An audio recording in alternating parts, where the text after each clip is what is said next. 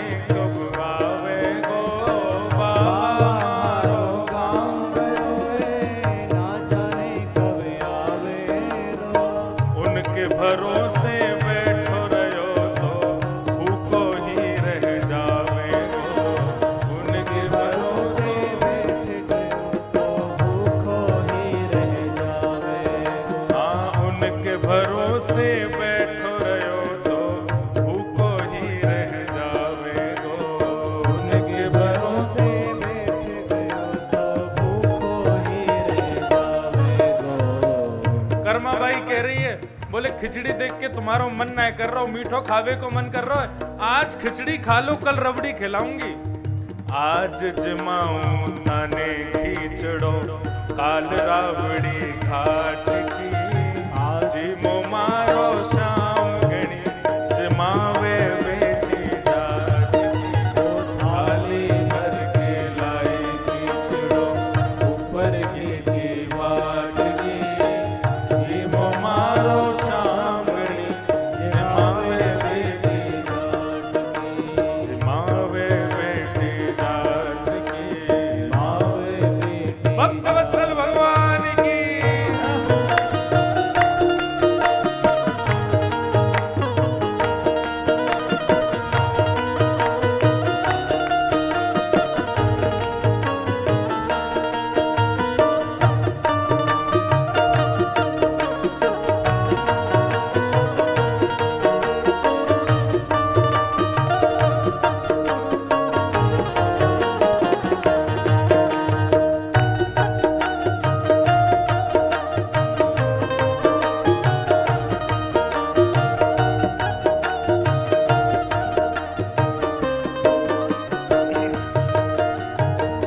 भक्ति हो तो कर्मा जैसी सांवरियों घर आवे गो भक्ति हो तो कर्मा जैसी सांवरियों घर आवे गो भक्ति हो तो कर्मा जैसी सांवरियों घर आवे गो भक्ति हो तो कर्मा जैसी सांवरियों घर आवे गो भक्ति भाव से पूरन होके हर्ष हर्ष गुण गावे गो भक्ति भाव से पूरन है के हर्ष हर्ष गुण गावे गो हाँ भक्ति भाव से पूरन है के हर्ष हर्ष गुण गावे गो भक्ति भाव से पूरन है के हर्ष हर्ष गावे गो साचो प्रेम प्रभु से हो तो साचो प्रेम प्रभु से हो तो साचो प्रेम प्रभु से हो तो साचो प्रेम प्रभु से हो तो मूरत बोले काट की जिमो मारो शाम घड़ी जमावे बेटी जाट की ओ जीवो मारो शाम घड़ी जमावे बेटी जाट की थाली भर के लाई खींचड़ो ऊपर घी की बाट की जीमो मारो शाम घड़ी जमावे बेटी जाट की थाली भर के लाई खींचड़ो ऊपर की बाटली जीव मारा शाम घड़ी जमावे बेटी जाट की थाली भर के लाई खींचड़ो ऊपर की बाट की जीमो मारो शाम घड़ी जमावे बेटी जाट की थाली मारो शाम घड़ी जमावे बेटी जाट की ओ जीमो मारो शाम घड़ी जमावे बेटी जाट की ओ जीवो मारो शाम घड़ी जमावे बेटी जाट की बोलो भक्त वत्सल भगवान की भक्ति हो तो कर्मा जैसी सांवरियो घर आवे गो भक्ति भाव से पूरन होके हर्ष हर्ष गुण गावे गो भगवान को भक्ति भाव अति प्रिय है भाव के वश में है भगवान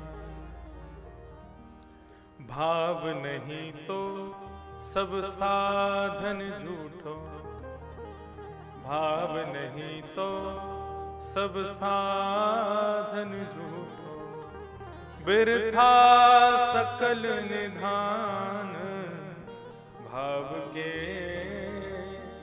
वश में है भगवान भाव नहीं तो भाव होए तो भाव नहीं तो हर मंदिर में भाव नहीं तो हर मंदिर में दीखत बस पाषाण और भाव होए तो जित देखूं तित दीखत सुंदर श्याम भाव के वश में है भगवान।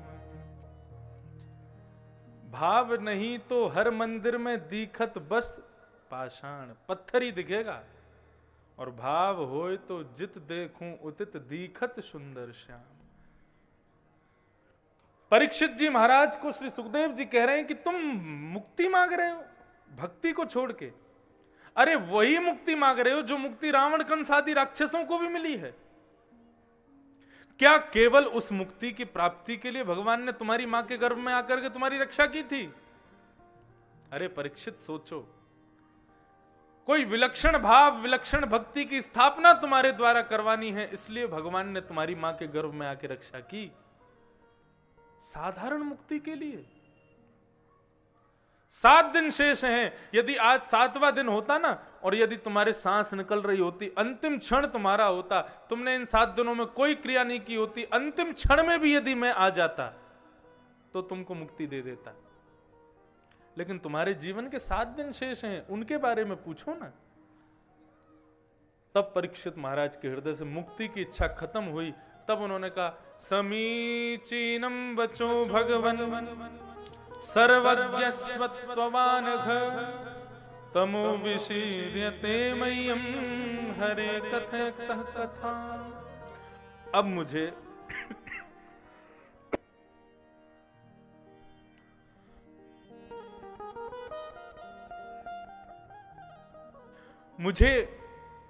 मुक्ति नहीं चाहिए। इन 7 दिनों में मैं कैसे भगवान का प्रिय भक्त बन सकूं, उसके लिए आप मुझे हरि की कथा सुनाओ। जब ये भाव कहा है तब सुखदेव जी महाराज खुश हुए और उन्होंने मंगलाचरण गाया। नमः परस्मै पुरुषाय भूयसे सदद्भवस्थान निरोध लीलया गृहीत शक्ति त्रुतयाय देहिनामंतर भवायानुपलक्ष्य वर्तमने। श्री सुखदेव जी महाराज ने अब कथा कहना प्रारंभ किया। नारद जी ने ब्रह्मा जी से पूछा, प्रभु आप भगवान हो लेकिन आप भी किसी का ध्यान धरते हो, मैंने सुबह सुबह देखा है। तब नारद जी के भाव को सुनकर के ब्रह्मा जी बोले, नहीं बेटा, मैं भगवान नहीं हूं, ईश्वर तो नारायण है। नारायण परा वेदा, नारायण परा मखा, नारायण परालोका, सब कुछ नारायण के पराधीन है। भगवान तो केवल नारायण है, मैं भी उनके पराधीन हूं। तब उन्होंने संपूर्ण वृत्तांत बताया और चतुश्लोकी भागवत को श्री नारद जी महाराज को प्रदान किया। किस भाव से दिया? तुम्हें तद विपुली कुरु, तुम इसका विस्तारीकरण करोगे। पहले भागवत केवल 4 श्लोकों में थी। श्री ब्रह्मा जी ने नारद जी को दी, नारद जी ने व्यास जी को दी, व्यास जी ने वही 4 श्लोकों की भागवत 16,108 18,000 श्लोकों में परिणित की, विस्तारीकरण किया। इस प्रकार ये पूरी कथा बताई गई, किस प्रकार ब्रह्मा जी ने नारद जी को चतुश्लोकी भागवत दी और भगवान ने ब्रह्मा जी को चतुश्लोकी भागवत दी। संपूर्ण वृत्तांत बता करके तृतीय स्कंद प्रारंभ हुआ। तृतीय स्कंद में 2 भक्तों का मिलन हुआ, उद्धव और विदुर। उद्धव कौन है? भगवान यदुवंशियों के सेनापति। और विदुर कौन है? कौरवों के सेनापति। दोनों भक्तों का मिलन वृंदावन में हुआ। विदुर जी महाराज ने उद्धव जी से पूछा, अरे द्वारिकाधीश के सेनापति, बताइए ना हमारे द्वारिकाधीश कैसे हैं? विदुर जी भी राज शासन छोड़ चुके थे। क्यों?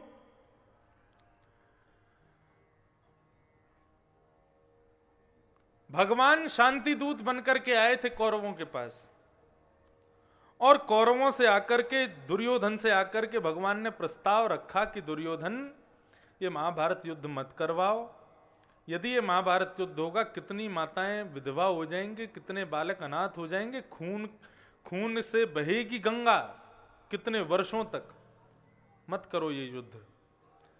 हम कुछ नहीं चाहते, केवल 5 पांडवों को, कुछ नहीं तो भारत के छोटे छोटे 5 गांव दे दो, वो वहीं रह लेंगे, लेकिन युद्ध मत करो।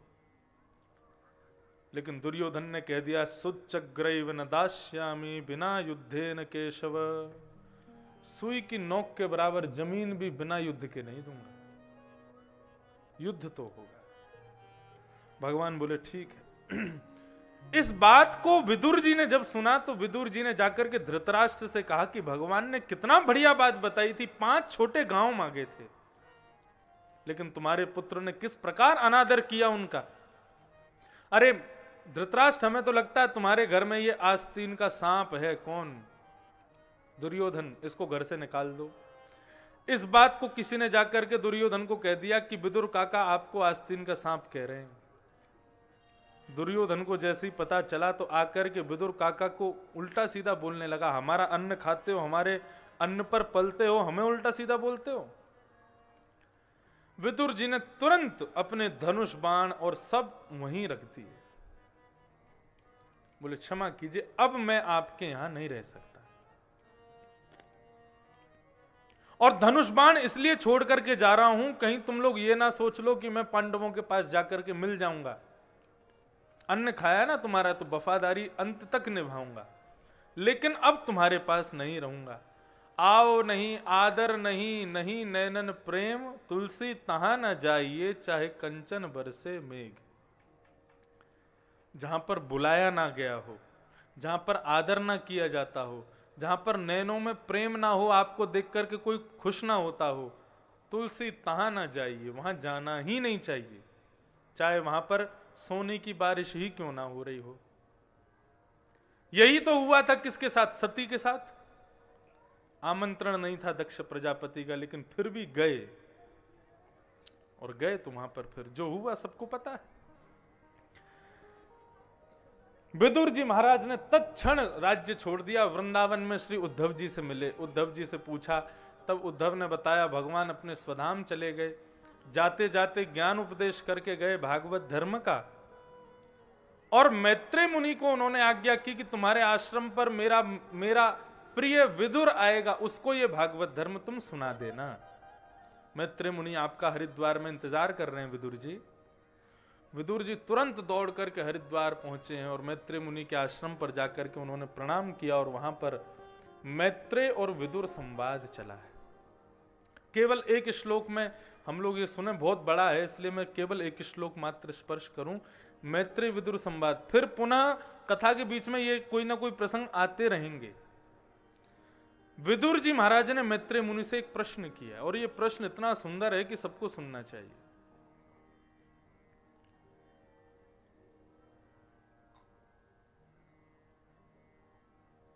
सुखाय कर्माणि करोति लोको न ते सुखम वान्यदुपारमं वा विन्देत भूयस्तद एव दुःखं यदत्र युक्तं भगवान् वदेन्न। विदुर जी महाराज ने प्रश्न किया है, संसार में प्रत्येक मनुष्य सुख की प्राप्ति के लिए कर्म कर रहा है, लेकिन क्या उसको सुख मिलता है? नहीं मिलता। सुख केवल अनुभव मात्र होता है। जब सुख की प्राप्ति के लिए कर्म किया गया तो फिर सुख मिलता क्यों नहीं है? भगवान ने इसका उत्तर दिया, सेयम भगवतो माया, ये मेरी माया है। यदि मानव को कर्म करने के बाद जो उसको चाहिए वो यदि मिल गया तो वो कर्म करना छोड़ देगा, आलसी हो जाएगा। इसलिए मैं सदैव उसको वो वस्तु देता तो हूं, लेकिन किसी ना किसी वस्तु का सदैव अभाव बना करके रखता हूं, ताकि उसको पाने के लिए वो कर्म में लगा रहे, करता रहे, करता रहे। वास्तव में सुख क्या है? सुख केवल एक इमेजिनेशन है, सुख केवल एक सोच है हमारी। वास्तव में सुख होता नहीं है। अब आपको क्या बताएं, शास्त्रों में ऐसा वर्णन है कि देवता अमृत पीते हैं, लेकिन जब हम लोगों को रसगुल्ला खाता और कचौड़ी खाता हुआ देखते हैं ना, तो देवताओं को हम पर घृणा होती है। राम राम राम, क्या खा रहे हैं? हमारा अमृत अच्छा है इससे। तो ये लोग कैसे खा जाते हैं? जब हम लोग रसगुल्ला गुलाब जामुन एक बार में गप करते हैं तो देवताओं को बड़ी घृणा होती है हमसे। शास्त्राज्ञा है सच में। बोले किस प्रकार? बोले जिस प्रकार मानव को कुकर सूकर को देख के घृणा होती है, ये राम राम क्या खा रहे हैं, लेकिन वास्तव में उनके लिए वही रसगुल्ला है, वही गुलाब जामुन है। कुकर सूकर को उसी में ही सुख मिलता है। ठीक उसी प्रकार ये सुख क्या है? मैंने जिसको सुख मान लिया वही सुख बन जाता है।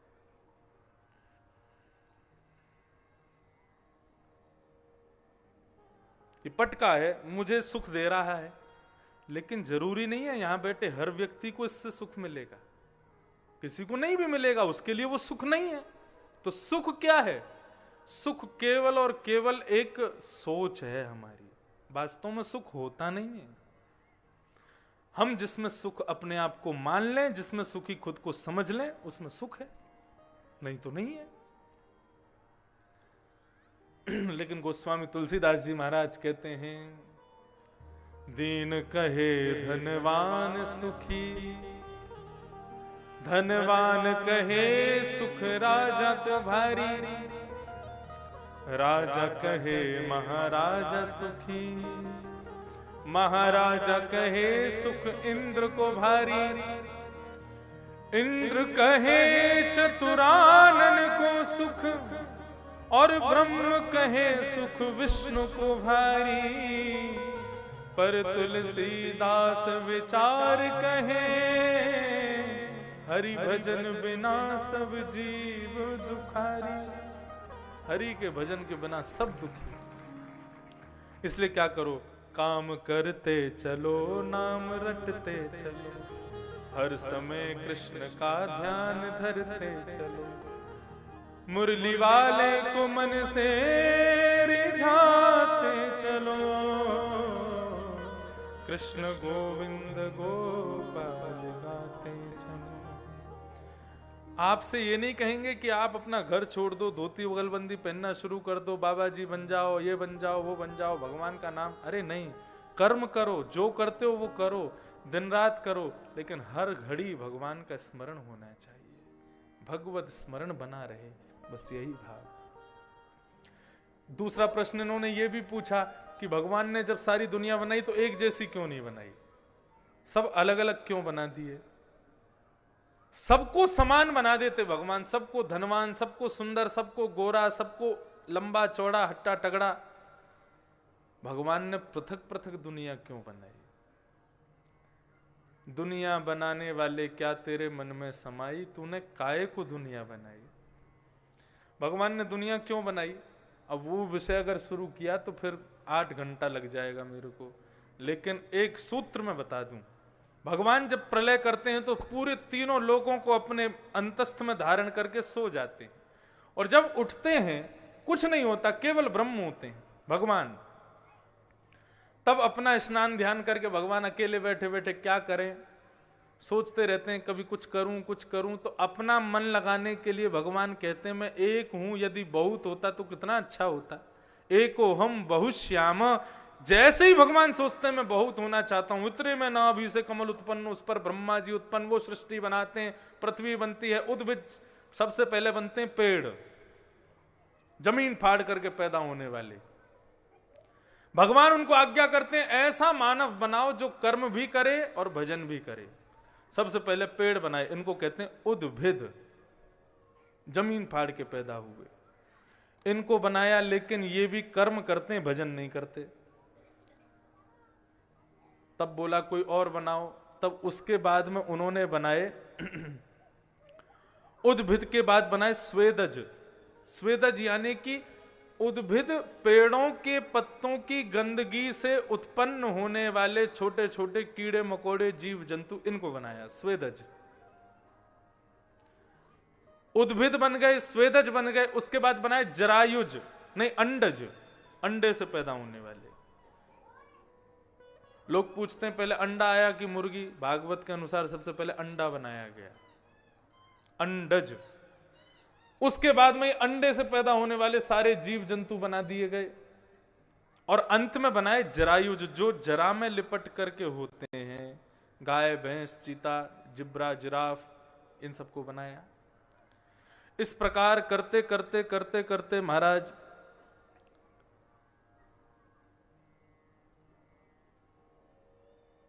83,99,999 प्रकार के जंतु बना दिए, लेकिन अब भी मन को शांति नहीं मिली। सब कर्म करते हैं, भजन कोई नहीं करता। तब भगवान ने इनको चतुश्लोकी भागवत दी। ब्रह्मा जी से कहा इसका जाप करो, पुरुषचरण करो। पुरुषचरण करके जब उन्होंने रचना की, तब उन्होंने सनक सनंदन सनातन सनत कुमार पहले मानव की रचना की। भागवत की विज्ञान, भागवत की साइंस ये है। पहले मानव कौन है पृथ्वी के? सनक सनंदन सनातन सनत कुमार। चारों का जन्म होते ही ब्रह्मा जी ने कहा कि बेटा मैंने तुमको क्यों बनाया? बोले भजन करने के लिए बनाया। और भजन करते हुए चारों चले गए। बोले कि अब ये भजन ही भजन करेंगे, कर्म नहीं करेंगे तो कैसे चलेगा? तब 10 मानस पुत्र बनाए, जिसमें सबसे छोटे नारद जी। उनसे पूछा बेटा मैंने क्यों बनाया? बोले भजन करने के लिए बनाया। तो ब्रह्मा जी क्रोधित हो गए। ललाट नीला पड़ा और उस नीले ललाट का भेदन करके भगवान शिव वहां से प्रकट हो गए। बोलो देवादिदेव महादेव शंकर भगवान की जय। भगवान शिव का प्रादुर्भाव हुआ। शंकर जी को ब्रह्मा जी ने पकड़ा, बेटा मैंने क्यों बनाया है आपको?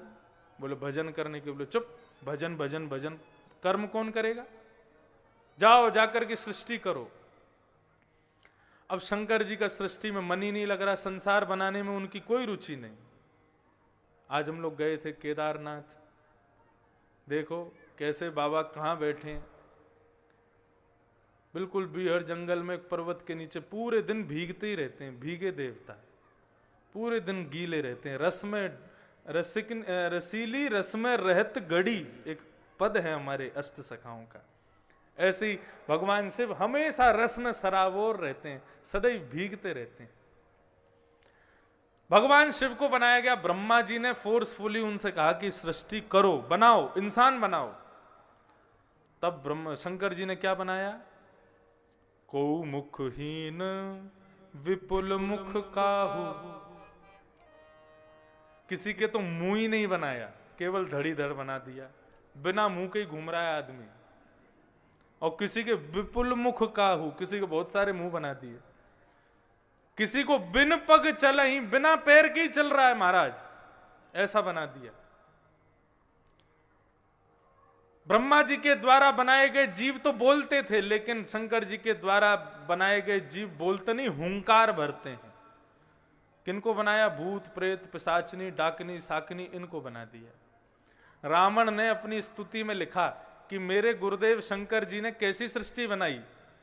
यस्यास्ते ड्राट ड्राट ड्रुट ड्रुट मम लम टम टटम टम टटम टम डम शम डुडम शम डुहि डुहि चकितम भूपके भूपनालम तैलम तैलम तु तैलम खुकु कुकु कुकु ख्वांग कुख्वांग ख्वांग कुख्वांग ख्वांग। यस्यास्ते गायन्ते वसति च सकलम पातुनो चंद्रचूड़। ये जितने भी स्वर अभी निकाले हमने, ऐसे बोलने वाले जीव बनाए भगवान शिव। भूत प्रेत बना दिए महाराज। ब्रह्मा जी बोले देख के हमें हमारी सृष्टि कैसी बन रही है बेटा, सब बढ़िया बना रहा है कि नहीं? नीचे आके देखा तो महाराज भूत प्रेत घूम रहे हैं पूरी पृथ्वी पे। अलम प्रजा भी शंकर जी को कहा अब प्रजा मत बनाओ, तुम क्या करो, इन सबको समेटो और जाओ उत्तर में जाकर के निवास करो। ऐसे भगवान शिव समस्त भूत प्रेतों को लेकर के और कैलाश पर जाकर के विराजमान हो गए। बोलो देवादिदेव महादेव शंकर भगवान की। ऐसे भगवान शिव का प्रादुर्भाव हुआ।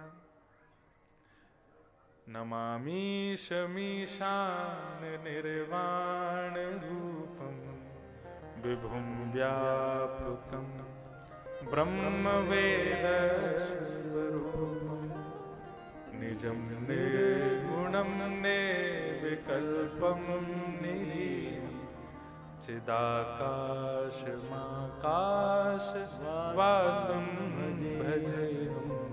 नमामि शमीशान निर्वाणरूपं विभुं व्यापकं ब्रह्मवेदस्वरूपं निजं निर्गुणं निर्विकल्पं निरीहं चिदाकाशमाकाशवासं भजेऽहम्। करालं महाकाल कालं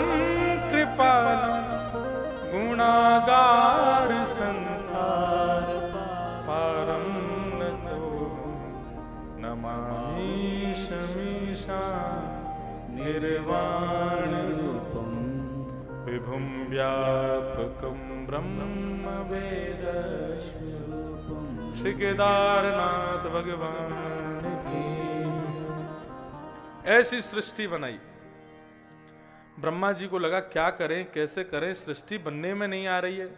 तभी उन्होंने अपने वाम अंग से पहली बार एक स्त्री का निर्माण किया जिसका नाम है सतरूपा, और अपने दाहिने अंग से एक पुरुष बनाए जिनका नाम स्वयंभू मनु। स्वयंभू मनु सतरूपा का निर्माण करके कहा कि अब जाओ जाकर के तुम लोग सृष्टि करो। जैसे पृथ्वी पर जाने लगे तो हिरण्यकश्यप के भाई हिरण्याक्ष पृथ्वी का हरण करके चले गए। तभी ब्रह्मा जी की नासिका से भगवान बराह प्रकट हुए। बोलो बराह भगवान की। बराह भगवान गए रसातल से पृथ्वी को लाकर के उन्होंने पुनः स्थापित किया और हिरण्याक्ष के पेट को विदीर्ण करते हुए उसका वध कर दिया। तब से हिरण्यकश्यप ने प्रण ले लिया कि मैं हरि को जीवित नहीं छोड़ूंगा, इसने मेरे भाई को मारा। स्वयंभू मनु सतरूपा की 3 पुत्री और 2 पुत्र हुए। अब बहुत ध्यान से सुनना, अब ये क्रम चलेगा और इसी से हम लोग कृष्ण जन्म तक पहुंचेंगे। इसी बीच में सब भक्तों की कथा आएगी। स्वयंभू मनु सतरूपा की 3 पुत्री आकुति, देवहूति, प्रसूति, 2 पुत्र प्रियव्रत और उत्तानपाद। देवहूति माता का ब्याह ब्रह्मा जी के छाया पुत्र कर्दम ऋषि के साथ में हुआ। कर्दम ऋषि ने 1000 वर्ष तक तपस्या की और तपस्या के परिणाम स्वरूप कर्दम ऋषि ने भगवान से क्या मांगा? तथा स चाहम परिवोड काम समान शीला ग्रहमेद धेनुम। ऐसा वरदान आज तक भगवान से किसी ने नहीं मांगा। क्या मांगा? बोले कि मुझे ऐसा वरदान दे दो कि गऊ के जैसी सीधी सादी कन्या से मेरा ब्याह हो जाए। भगवान बोले वाह भाई, तुम्हारी इस तपस्या से हम बड़े प्रसन्न हुए हैं। भगवान बोले कि स्वयंभू मनु की बेटी देवहूति से आपका ब्याह होगा और देखो आपके यहां संतान का रूप धारण करके मैं आऊंगा, आप चिंता मत करो। देवहूति के साथ में कर्दम ऋषि का ब्याह हुआ। कर्दम ऋषि जैसे ही देवहूति से ब्याह किए उनको अपने कक्ष में लेकर के आए और उनको देखते देखते देखते उनकी 60 वर्ष की समाधि लग गई ब्याह के तुरंत बाद। किस भाव से समाधि लगी? बोले कि ये उस सुंदरता की बिंदु इतनी सुंदर है तो उस सुंदरता की सिंधु कितनी सुंदर होगी, उस सिंधु का मालिक श्री कृष्ण कितने सुंदर होंगे, और वो श्री कृष्ण जिन किशोरी जी से प्रेम करते हैं वो श्री राधा रानी कितनी सुंदर होंगी। इस विचार में उनकी समाधि लग गई। 60 वर्ष बाद जब समाधि खुली तो सामने बिना दांत वाली अम्मा बैठी है। उसको देख करके श्री कर्दम ऋषि कहने लगे, देवी आप कौन हो? बोले मैं आपकी पत्नी हूं देवहूति। बोले तुम्हारा शरीर को क्या हो गया? जर्जर हो गई बिल्कुल। बोले जर्जर तो हो ही जाएंगे, अब ब्याह के बाद तुम समाधिस्थ हो जाओगे तो फिर तो हम जर्जर हो ही जाएंगे। 60 वर्ष बाद आपकी समाधि खुली है।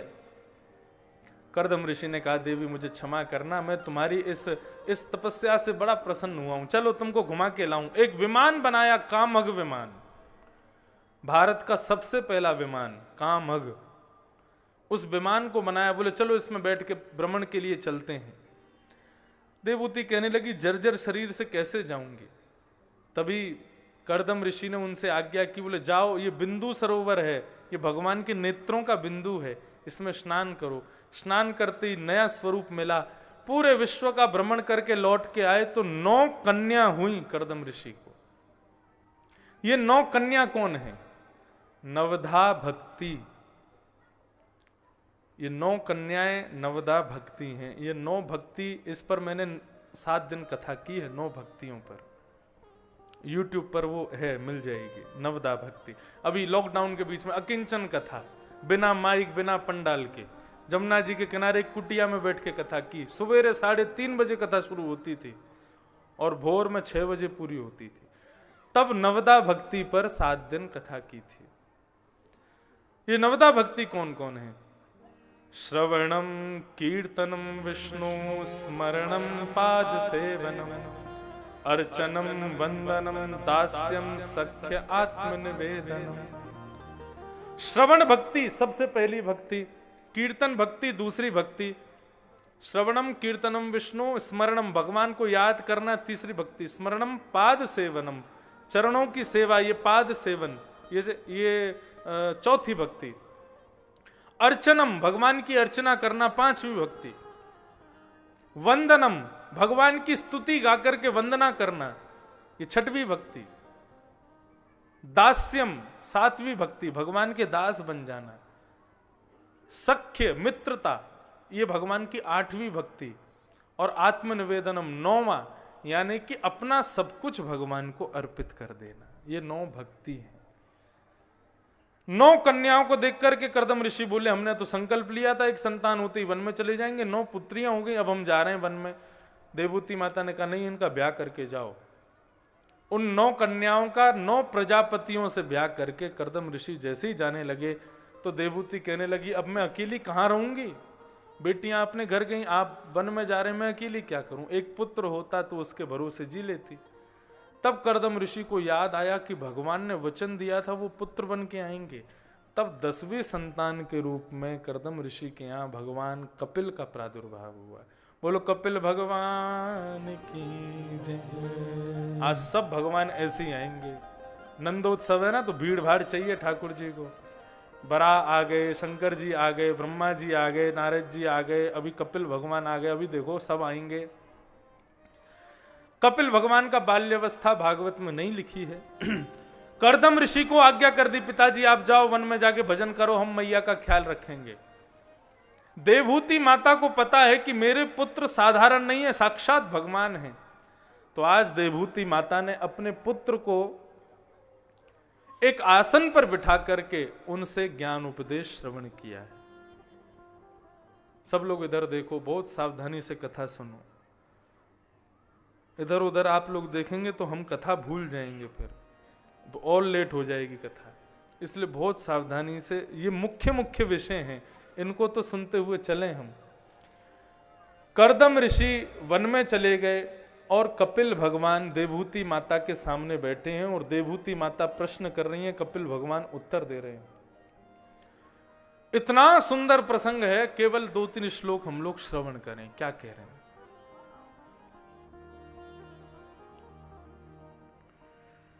कौशिकी ध्वनि, वाह। देवहूति माता अपने पुत्र भगवान कपिल को सामने आसन पर बिठाती हैं और कहती हैं कि मुझे पता है आप ईश्वर हैं, आज मैं आपसे कुछ प्रश्न करना चाहती हूं, उनका उत्तर मुझे दीजिए। भगवान कपिल कहते हैं मां पूछो। ये श्रीमद् भागवत की फिलॉसफी है। श्रीमद् भागवत का सांख्य शास्त्र कहा जाता है, दर्शन शास्त्र। बड़े बड़े यूनिवर्सिटी में लोग इस पर दर्शन शास्त्र इसी को कहा जाता है जो अभी भगवान कपिल सुनाएंगे, इसलिए बहुत ध्यान से सुनना। सबसे कठिन प्रसंग है भागवत का और सबसे सुंदर, आनंद आता है इसको सुनने में। कपिल भगवान से पहला प्रश्न करती है देवहूति माता, निर्वर्णा नितरां भूमन् असदिन्द्रियतर्षणा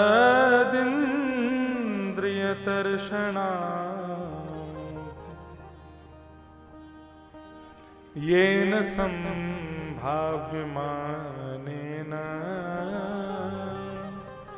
प्रपन्नान्धं तम प्रभो। 10 इंद्रियां कितने लोगों को याद है? 10 इंद्रियां किसको कहते हैं? कितने लोगों को पता है? अब सुन लो, वैसे तो हम 4 दिन से बता ही रहे हैं, लेकिन आज याद कर लेना, तभी ये प्रसंग समझ में आएगा। 5 ज्ञानेंद्रिय और 5 कर्मेंद्रिय, ये 10 इंद्रियां हैं। ज्ञानेंद्रिय उनको कहते हैं जिनसे आपको कुछ पता चलता है, और कर्मेंद्रिय उनको कहते हैं जिनसे आप कोई कर्म करते हो। तो ज्ञानेंद्रिय कौन सी है? गुना बहुत सुंदर है, ये आपको कैसे पता चलता है? नेत्र, पहली ज्ञानेंद्रिय। कौशिकी ध्वनि राग बहुत मधुर है, ये कैसे पता चलता है? कान, दूसरी ज्ञानेंद्रिय। कथा बहुत बढ़िया है, कैसे पता चलता है? कानों से, दूसरी ज्ञानेंद्रिय। पुष्पों की सुगंधी बहुत अच्छी है, ये कैसे पता चलता है? नासिका, तीसरी ज्ञानेंद्रिय। प्रसाद बहुत सुंदर बना है, किससे पता चलता है? जिह्वा, चौथी ज्ञानेंद्रिय। बाहर बहुत ठंडी थी आज सुबह, कैसे पता चला? त्वचा, पांचवी ज्ञानेंद्रिय। ये 5 ज्ञानेंद्रिय हो गई। ऐसे ही 5 कर्मेंद्रिय। आपको बाइक चलानी है, गाड़ी चलानी है, तो हाथ पहले कर्मेंद्रिय, दूसरे पैर, दूसरी कर्मेंद्रिय। किसी के मंच पर जाकर के संभाषण करना है तो तीसरी ज्ञानेंद्रिय मुख, बोलते हो आप। और 2 मलमूत्र आदि परित्याग की 2 गुप्त इंद्रिय, ये 5 कर्मेंद्रिय। ये हैं कितनी? 10 इंद्रियां। अब समझ आ गई 10 इंद्रियां। अब सुनो प्रसंग क्या है। श्री देवभूति महारानी प्रश्न कर रही हैं कि प्रभु, हम मानव सुबह उठने से रात्रि सोने तक करते क्या हैं? केवल अपनी इंद्रियों को प्रसन्न करने में लगे रहते हैं। आंखों को जो चाहिए दिखाते हैं, जीभ को जो चाहिए खिलाते हैं, कानों को जो चाहिए सुनाते हैं, हाथों को जो चाहिए उसको दिलाते हैं, पैरों को जैसी चप्पल चाहिए दिलाते हैं। अपनी प्रत्येक इंद्रिय की हम लोग सेवा करते रहते हैं, प्रत्येक इंद्रिय की इच्छाएं पूरी करते रहते हैं, लेकिन हमारी इंद्रियों की इच्छा हर दिन बढ़ती जाती है, कभी पूरी नहीं होती। हम ऐसा क्या करें जिससे हमारी इंद्रियों की इच्छाएं पूरी हो जाएं, तृप्त हो जाएं? इन असद इंद्रियों की इच्छाओं को पूर्ण करते करते हार गई हूं मैं। ये इंद्रियां तृप्त होती नहीं है। आज अगर इच्छा हुई रसगुल्ला खाना है तो आज खा लेंगे, तो कल इच्छा नहीं होगी, कल पुनः इच्छा होगी। ऐसा हम क्या करें कि एक बार इन इंद्रियों को जो दे दिया। मानव पाप क्यों करता है? केवल अपनी इंद्रिय को सुख देने के लिए पाप करता है। केवल अपनी इंद्रियों को सुख देने के लिए ही हम पाप करते हैं, और केवल इंद्रियों को सुख देने के लिए ही पुण्य करते हैं। आपके कानों को कथा मधुर लगती है, इसीलिए तो आ रहे हो, कानों को सुख मिल रहा है। वास्तव में इन इंद्रियों की इच्छा पूरी कैसे हो, कैसे इनकी इच्छाएं फिर दोबारा प्रकट ना हो, ये कैसे हो सकता है? भगवान से प्रश्न किया, भगवान उत्तर दे रहे हैं। चेतः खलवस्य बंधाय रतं वा पुंसि मुक्तये गुणेषु सत्तं बंधाय रतं वा पुंसि मुक्तये। मां, इंद्रियों को दोष मत दो। अरे ये इंद्रियां मैंने बनाई हैं, इन इंद्रियों में दोष कैसे हो सकता है? आंख मैंने बनाए अपने दर्शन के लिए, यदि आंख नहीं देता तो दर्शन कैसे करते? कान मैंने बनाए अपनी कथा सुनने के लिए, कान नहीं होते तो कैसे सुनते? जीभ मैंने बनाई अपने प्रसाद को चखाने के लिए, नहीं होती तो कैसे मिलते? हाथ मैंने दिए मेरी करताल बजाने के लिए, मेरे भजन कीर्तनों में सुंदर करताल के लिए मैंने हाथ दिए। चरण मैंने प्रदक्षिणा के लिए दिए। ये प्रत्येक अंग मैंने अपनी सेवा के लिए दिया है। इन अंगों को आप दोषी नहीं कह सकती हो। ये अंग दूषित नहीं है, तो दूषित कौन है? बोले 10 तो आपके दास हैं, लेकिन इन 10 का नियंत्रण करने वाला मन दोषी है। जीभ की इच्छा नहीं होती कुछ खाने की, मन की इच्छा होती है। आंखों की इच्छा नहीं होती कुछ देखने की, मन की इच्छा होती है। मां, कुछ नहीं करना, केवल मन को सुधारना है। और ये मन कैसे सुधरेगा? बोले मन केवल और केवल संगति से सुधरेगा। संगति कैसे सुधरे? संगति किसकी करनी चाहिए? बोले संतों की संगति करो। संत किसे कहते हैं? मैं बहुत सूक्ष्म में सब बोलता जा रहा हूं, ये सब पूछती जा रही है मैया, संगति किसकी करें? बोले संतों की करो। संत किसे कहते हैं? तब भगवान कहते हैं ये लक्षण जिसमें दिखें समझना वो संत है। ये कौन कौन से लक्षण? सावधानी से सुनो। तितिक्षवः कारुणिकाश्रुहितः सर्वदेहिनाम् अजात शत्रवः शांता साधवः साधुभूषणात्। 5 गुण जिसमें दिखे मैया वही संत है। ऐसे व्यक्ति का संग करना चाहिए। पहला गुण तितिक्षवः, तितिक्षु कहते हैं सहनशील को। आज के मानव में सारे गुण हैं लेकिन सहन शक्ति नहीं है, वो सहन नहीं कर सकता। एक संत गंगा जी में स्नान कर रहे थे, तो गंगा जी में स्नान करते हुए उन्होंने देखा सूर्य अर्घ प्रदान कर रहे थे, तभी गंगा जल में एक बिच्छू बहता हुआ आया। तो उन्होंने अपने कहा कि भाई डूब जाएगा, इसको अंजलि में भर के बाहर करना लगे, तो उसने डंक मार दिया। जैसे ही डंक लगा तो हाथ में दर्द हुआ, छूट गया, फिर से बहने लगा, फिर से बहने लगा तो फिर उठाया, फिर डंक मार दिया, फिर से बहने लगा, फिर उठाया, फिर डंक मार दिया। एक आदमी बाहर खड़ा खड़ा देख रहा था, बोले महाराज जी आप इसको मरने क्यों नहीं देते हो, बार बार उठा करके इसके डंक को क्यों सहन कर रहे हो। तब संत ने कहा वो बिच्छू होकर के अपना डंक मारने का स्वभाव नहीं छोड़ता, तो मैं संत होके बचाने का स्वभाव क्यों छोड़ दूं। वो बिच्छू है, वो डंक मारेगा, लेकिन मैं तो संत हूं। तितिक्षु, सहनशील, पेशेंस, ये संत का पहला लक्षण है, सहनशीलता। दूसरा लक्षण संत का क्या है? कारुणिका, करुणा, सब पर करुणा करे। श्री नामदेव जी महाराज रोटी बना बना के रखते जा रहे, इतने में कुत्ता आया और मुंह में दबा के भाग गया। तो नामदेव जी उसके पीछे घी का डिब्बा लेके भागे, अरे पंडरीनाथ, अरे विठलनाथ, रुक जा रुक जा, मुझे पता है तुम ही रूप बदल के आए हो, रूखी रोटी मत खाना, घी लगाने दो उसमें। जैसे ये भावना प्रकट की, कुत्ते में से भगवान प्रकट हो गए। सब पर करुणा करो। सब पर करुणा करने का मतलब ये नहीं कि कुत्ते को अपने बिस्तर पर ही सुला रहे हैं, उससे गले लग रहे हैं और उसको उसी को ही सब कुछ मान रहे हैं। सब पर करुणा करने का मतलब है कुत्ते को हिंसा मत करो, उसको मारो मत, उसको भी प्रेम करो। ये दूसरा लक्षण है संत का, सब पर प्रेम करता है, चाहे वो उसका प्रेमी हो चाहे बैरी हो, सबसे प्रेम करता है। कारुणिका, सुहृदः, सबका शुभ चिंतक। एक बार को अपना घाटा हो तो चले, लेकिन सबकी भलाई सोचे, ये संत का तीसरा लक्षण है।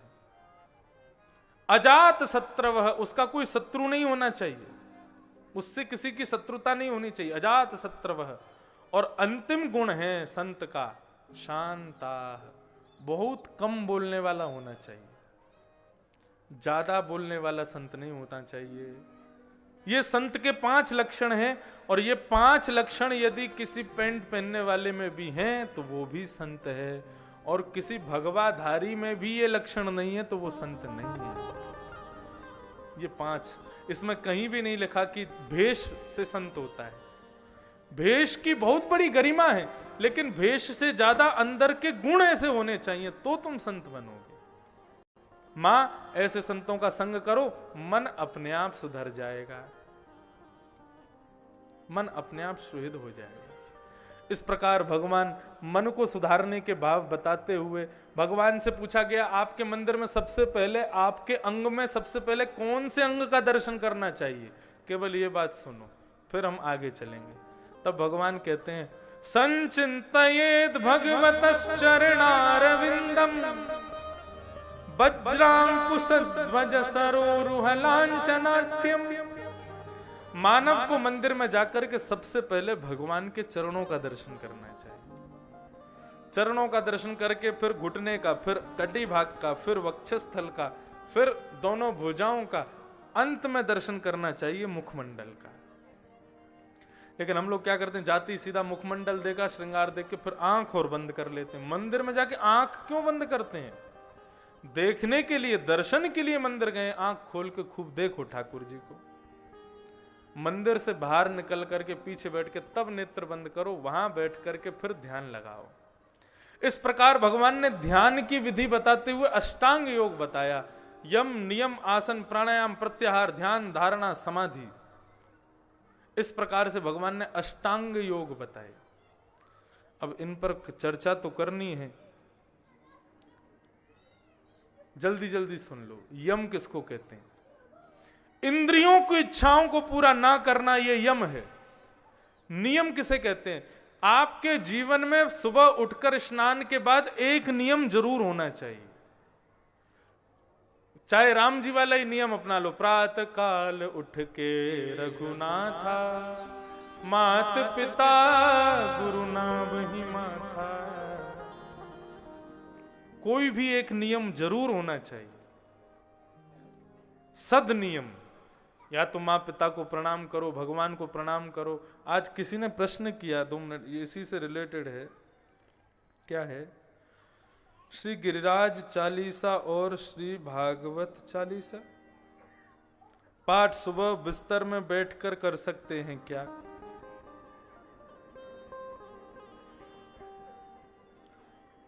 मैं बीमार हूं, आपकी आज्ञा होगी तो करूंगा। आपकी बहन, नाम हमें पढ़ा ही नहीं चाहिए, क्या नाम है जो भी हमारी बहन जी हैं, अगर आप अस्वस्थ हैं तो आप इसको करिए, कोई आपत्ति नहीं है। लेकिन अपने शयन बिस्तर पर बैठ करके किसी भी शुभ मंत्र आदि का उच्चारण नहीं करना चाहिए। अब लोग कहेंगे नियम इसमें क्या ठीक भाई, घर पे कोई मेहमान आता है तो उसको डाइनिंग टेबल पे बिठाते हैं, उसको बढ़िया सोफे पे बिठाते हैं, सीधा उसको बिस्तर पर, जहां तुम रजाई में बैठो वहीं थोड़ी बैठाते हो। ऐसे ही भगवान के सुंदर स्तवन, सुंदर, ये तो आसन पर बैठ करके एक स्थान पर होने चाहिए। लेकिन बालक, वृद्ध और बीमार, इनके लिए आपत्तिकालीन मर्यादा नास्ति, इनके लिए कोई मर्यादा नहीं है।